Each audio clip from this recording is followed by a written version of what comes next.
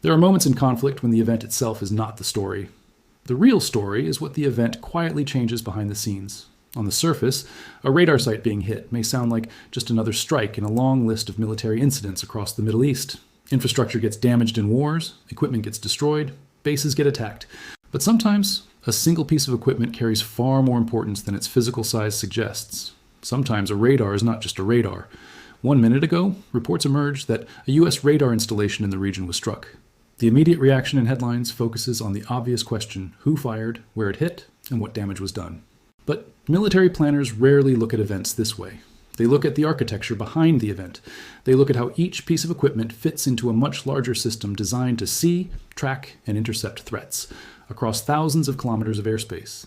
And in that larger system, radar is not simply a sensor. It is the eye of the entire defensive network. Missile defense does not begin with interceptors sitting in launch tubes. It begins with detection.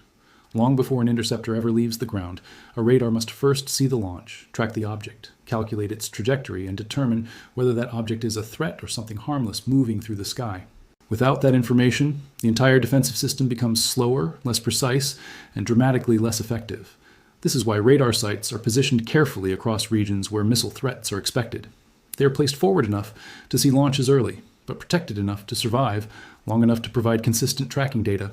In modern warfare, radar coverage forms the foundation of what military planners call the sensor network, a web of observation points that feed information into command centers where decisions about interception are made in seconds.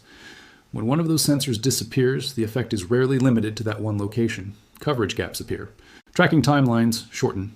Interceptors must rely on partial information rather than the complete picture they were designed to receive.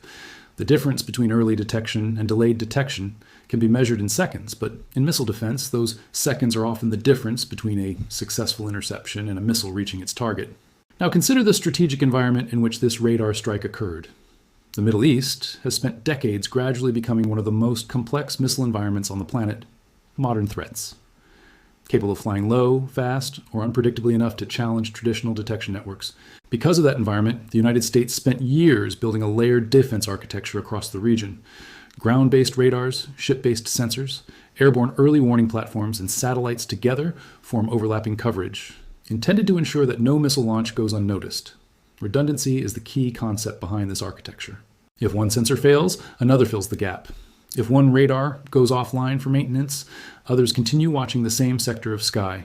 But redundancy works only as long as the system is degraded slowly or accidentally. The entire idea assumes that sensors fail occasionally, not that they are deliberately removed under combat conditions. This is where the significance of a radar strike becomes far more serious than a damaged building or destroyed equipment. When a radar is hit intentionally, it suggests something very different from random wartime damage. It suggests that someone understands exactly where that radar sits in the defensive network, what part of the sky it watches, and how removing it might reshape the defensive geometry across the entire theater. In other words, this may not be just an attack on equipment. It may be an attack on visibility itself. And if that is the case, then the real consequences of this strike are only beginning to unfold. To understand why this single radar strike matters so much, we need to look at the geometry of the system. Missile defense is not simply a matter of having radars spread evenly across a region. Each radar covers a specific sector, oriented to maximize early detection against likely threat vectors. Some watch southern approaches, others monitor northern arcs. Some detect high-trajectory ballistic missiles. Others are tuned to track low-flying cruise missiles or drone swarms. Together, these radars form overlapping sectors, creating a web designed to provide seamless coverage across the theater. Remove one node, and a blind spot appears. Remove several, and the defensive network begins to fray. The radar that was hit was positioned in a sector critical for monitoring incoming threats from multiple potential launch points.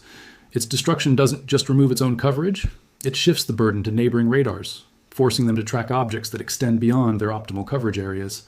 Interceptors guided by these neighboring systems are now operating on incomplete data. Missiles that might previously have been intercepted successfully now have a higher probability of reaching their targets. The balance between detection, tracking, and interception has shifted, an imbalance that could be exploited in any future missile exchange. This is where the strategic implications begin to extend beyond a single radar site. The loss of coverage forces decision-makers to reconsider how forces are deployed, how alert protocols are executed, and how redundancy in the network is managed. It forces them to ask uncomfortable questions. Are there additional blind spots? Can other sensors pick up the slack without overloading command systems? How long until the radar can be repaired or replaced, and what risk exists in the meantime? Each of these questions has operational consequences affecting response times and confidence of commanders, and ultimately the survivability of forces in the theater. And then there is the message being sent. Attacks on radars are not random.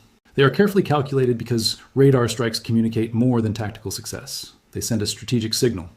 To hit a radar successfully requires understanding its location, its role in the network, and the timing necessary to neutralize it without triggering an immediate counter-response that might protect it. The very act of striking a radar demonstrates capability, reach, and intent. It communicates to allies, adversaries, and the broader region that vulnerabilities exist and can be exploited. The psychological impact of such a strike should not be underestimated. Military planners and policymakers observe these events not only for the damage inflicted, but for the operational lesson they reveal. How much of the network is still functional? How quickly can it adapt? How resilient are allied forces? The answers shape operational planning, defense postures, and even diplomatic positioning. Consider the broader context. This radar existed within a network of U.S. and allied assets, designed to protect not just local forces, but entire regions critical to global energy supply and stability. When a keynote is removed from this network, the consequences are felt far beyond the physical perimeter of the site. Supply lines, troop deployments, and allied coordination are all affected. The strike is a ripple in a pond that spans thousands of miles of strategic interest, from the Gulf to the Levant. But what makes this strike particularly significant is not just the physical destruction, it's the systematic logic behind it.